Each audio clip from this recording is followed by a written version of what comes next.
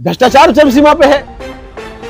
थाने और तहसील के अंदर दलाल उठा दिए गए हैं। अक्सर लोग मुझ पर शिकायत करने आते हैं, मैं नाम बताता हूं आपको जो लोग दलाली कर रहे हैं। यहां पे तहसील के अंदर एक रविंद्र कसाना नाम का आदमी है, सुबह 9 बजे आता है, शाम को 6 बजे जाता है। इसका कौन सा काम है? कौन से पद पे काम करता है? क्या काम है? तहसीलदार के लिए दलाली करना। आप रात को घर के अंदर घुसकर सादा वर्दी के अंदर लूट कर रहे हैं। बहन बेटियों को जेवर मिल रहे हैं, पैसे मिल रहे हैं, उन्हें लूट रहे हैं और उनको रात को गिरफ्तार करके आदमियों को अगले दिन, 2 दिन बाद, 3 दिन बाद उन्हें जंगल में दिखाया जा रहा है। पुलिस मुकदमे दायर कर रही है, उनके खिलाफ पुरानी कोई कंप्लेंट नहीं है। आप उनके घर में बुलडोजर चला रहे हैं। ऐसे तो केजरीवाल जी भी घोटाले के अंदर, जेल के अंदर है। आपकी हिम्मत है, इस पूरी बीजेपी सरकार की, केंद्र सरकार की हिम्मत है तो केजरीवाल के बुलडोजर चला के दिखाए। तो ये भेदभावपूर्ण रवैया जो है बहुत निंदायक है। कानून से देश चलता है, बाबा साहब के संविधान से देश चलता है। राजीव जी, आज आपने जो ये पंचायत और कॉन्फ्रेंस रखी है, इसका एफर्ट्स क्या है? सबसे पहले तो आप सभी मीडिया बंधुओं का बहुत बहुत आभार, धन्यवाद जो आप हमारे बुलावे पे आज यहाँ उपस्थित हुए। आज एक बहुत महत्वपूर्ण विषय पे हम लोग चर्चा करना चाहते हैं। हमारे प्रदेश के मुख्यमंत्री जी, कल हमने जैसा जानकारी मिली है कि वो हमारे नगर विधानसभा क्षेत्र के गांव सुंदरावली में पधार रहे हैं। सबसे पहले तो हम उनका स्वागत करते हैं, अभिनंदन करते हैं। हमारे प्रदेश के मुखिया हैं और हमारे भरतपुर के रहने वाले हैं, भरतपुरिया हैं, तो हम सबके लिए ये अच्छी बात है।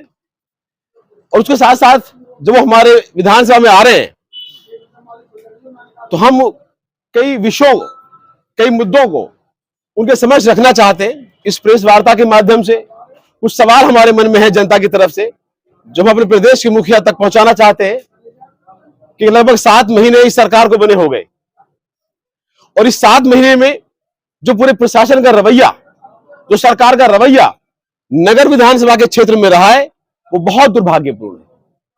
जितने भी विकास के कार्य पहले चल रहे थे उन सबको रोका गया है, जनता के हित के कार्यों को रोका गया है। हम बात करें चिकित्सा की तो नगर बीच में है, 2 बड़े जिलों के बीच में पड़ता है।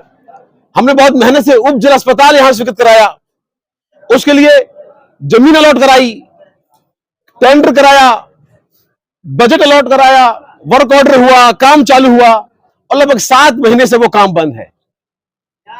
इस इलाके के अंदर अक्सर एक्सीडेंट होते रहते थे। ट्रॉमा सेंटर हमारे नगर के अंदर हम लोग लेकर आए, जिसके लिए जगह अलॉट हुई, काम चालू हुआ, पिलर खड़े हैं। वो ट्रॉमा सेंटर का काम 7 महीने से रोक दिया गया है। हमने अपने क्षेत्र की चिकित्सा सुविधाओं को मजबूत करने के लिए पीएससी खुलवाई और अब पता चला कि सरकार के कुछ लोग उन पीएससीओ को उन जगह बंद करके कहीं और खुलवाना चाहते हैं। तो आम जनता को चिकित्सा सुविधा कैसे मिलेगी? ये पहली बार हो रहा है कि अस्पताल बंद करने की बात चल रही है। इसके अलावा हम अगर प्रशासनिक सिस्टम की बात करें तो सीकरी में तहसील बन रही थी, तहसील के लिए जमीन अलॉट हुई, भवन निर्माण कार्य चालू हुआ, वो 7 महीने से बंद है। हमने कोर्ट मंजूर कराया, उसके लिए बजट का पैसा आया पड़ा है, उसको काम को रोक दिया गया और अब तक जज की पोस्टिंग हो गई। पर बड़ा दुर्भाग्य की बात है, उस जज को हमारे सीकरी में एक कुर्सी नहीं मिल रही कि बैठ जाकर सुनवाई कर ले। नोटिस आते हैं पूरे राजस्थान से किसी मामले में, वो बेचारे पहले सीकरी ढूंढते हुए आते हैं, बाद में जज को ढूंढा जाता है। पानी की बात करें तो चंबल का पानी जो पहले गांव में मिल रहा था, उसको भेदभाव तरीके से मुस्लिम से गांव में पानी काट दिया गया है और पता नहीं कहां जा रहा है, ना शहरों में मिल पा रहा है ना और गांवों में मिल पा रहा है। बिजली की बात करें तो पूरा इलाका त्राही मांग रहा था।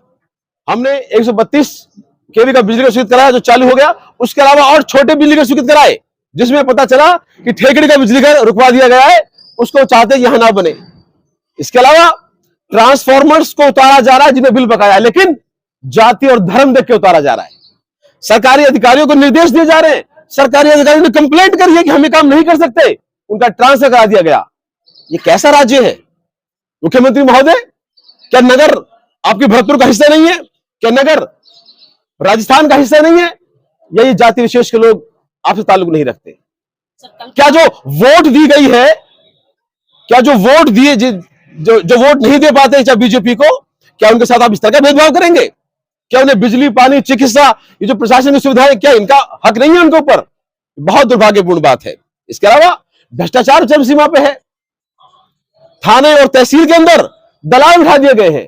अक्सर लोग मुझ पर शिकायत करने आते हैं, मैं नाम बताता हूं आपको जो लोग दलाली कर रहे हैं। यहां पे तहसील के अंदर एक रविंद्र कसाना नाम का आदमी है, सुबह 9 बजे आता है, शाम को 6 बजे जाता है। इसका कौन सा काम है? कौन से पद पे काम करता है? इसका काम है तहसीलदार के लिए दलाली करना। हक त्याग हो चाहे कोई नामांतरण हो, उस पर दलाली ली जा रही है। हमारे सीकरी के व्यापारी से 90,000 रुपए मांगे गए, एक पीला के बाद से बेटी का हत्या कराने के लिए 30,000 रुपए मांगे गए और लोग दलाली कर रहे हैं। इसके अलावा चाहे बिजली घरों थाने हो, ओम प्रकाश गुर्जर है, एक रघुवीर मास्टर जी है, एक शिब्बो है इमलारी वाले, एक अस्पताल के अंदर कोई ओम जी है और एक गजेंद्र सोलंकी है, जो एमएलसी के नाम पर, पुलिस कानून के नाम पर और झूठे मुकदमे बनाने के नाम पर वसूली कर रहे हैं, थाने और तहसील की वसूली कर रहे हैं। प्रशासन, पुलिस प्रशासन भेदभावपूर्ण तरीके से काम कर रहा है। तो ये सारे जो चीजें हैं इस क्षेत्र की महत्वपूर्ण समस्याएं हैं। इसके अलावा हमारे क्षेत्र में सिंथेटिक दूध, सफेद जहर, 2 ट्रक सफेद पाउडर रोज उतरते हैं सीकरी के अंदर और 5 ट्रक केमिकल, जिनको बनके पूरे इलाके के अंदर दूध का जहर का व्यापार किया जा रहा है। और अगर छोटे अधिकारी उन पर कार्रवाई करते हैं तो वो लोग मंत्री महोदय के साथ अपनी फोटो दिखा के उनको दबा दिया जाता है। ये कौन सरकार के लोग हैं जो उन्हें संरक्षण दे रहे हैं? तो आज इस प्रेस वार्ता के माध्यम से मैं गुजारिश करता हूं मुख्यमंत्री महोदय से कि जवाब दें, क्या हमें इन अस्पतालों को हक इस जनता का नहीं है? क्या इस प्रशासन पे इस जनता का इस तरह से प्रताड़ना की जाएगी? और अगर हम पुलिस प्रशासन की बात करें तो पुलिस प्रशासन के अंदर भी जो है धर्म और जाति देख के कार्रवाई हो रही है।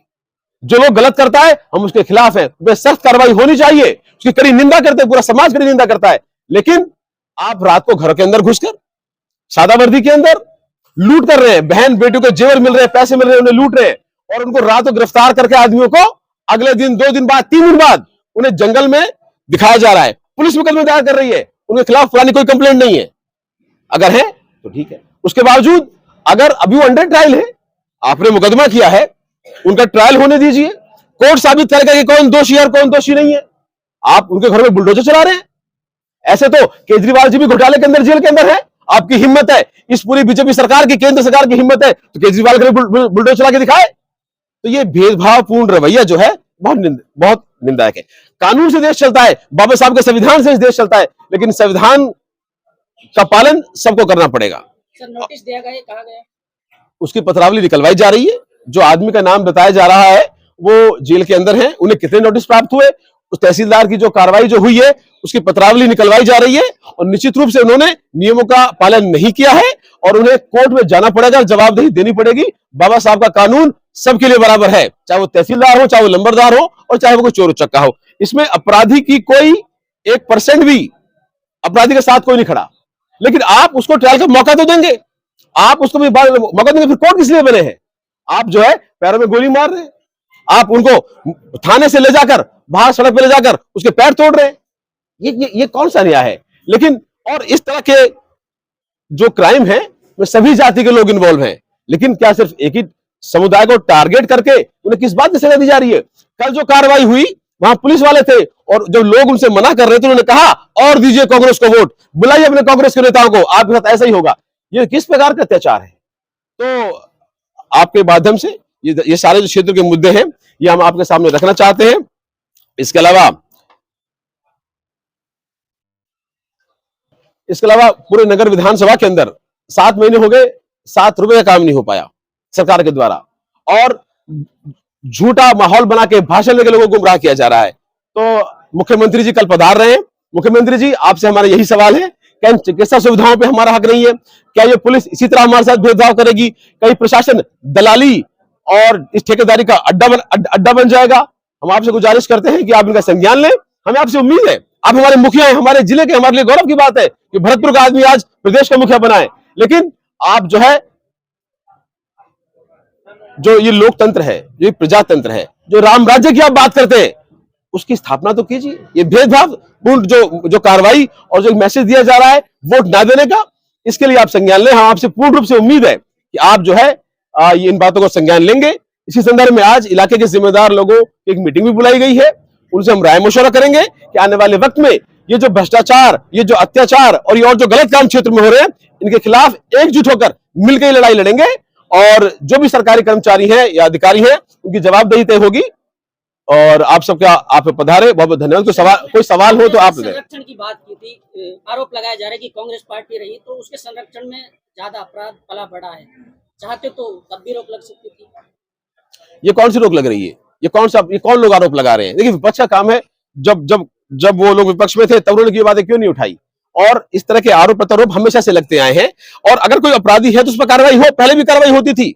आप रिकॉर्ड निकालिए, जब भी कभी ऐसे कोई मामले होते थे तो वो बाहर की पुलिस आती थी, उनको अरेस्ट करके ले जाती थी। अब तो बाहर की पुलिस कोई नहीं आ रही यहाँ पे, अब तो पुलिस ही मुकदमे दायर कर रही है। 420 किसके साथ हुई? किसी के साथ नहीं। शक के आधार पे मुखबिर ने सूचना दी, इस आदमी को पकड़ लिया। और मैं आपसे एक और आरोप लगाना चाहता हूं, ये सारे झूठे मोबाइल हैं, ये सारे झूठे सिम कार्ड हैं। मैं दावे की गारंटी के साथ कहता हूं, आप थाने के रिकॉर्ड का जो माल खाना है उसका ऑडिट करा लीजिए। जितनी जब्ती होती है उतना माल, उतना सामान नहीं है उनके पास में। वही फोन, वही मोबाइल, वही लोगों को बना के सिर्फ मुकदमे बना रहे हैं।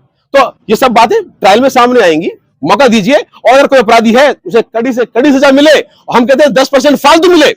ना मुस्लिम समुदाय, ना इस इलाके के क्षेत्र के लोग इस काम को पनपने देना चाहते हैं, लेकिन ये लोग कार्रवाई नहीं करना चाहते। ये लोग सिर्फ झूठा माहौल बनाकर जनता में भय और खौफ पैदा करना चाहते हैं और कानून की धज्जे उड़ा रहे हैं।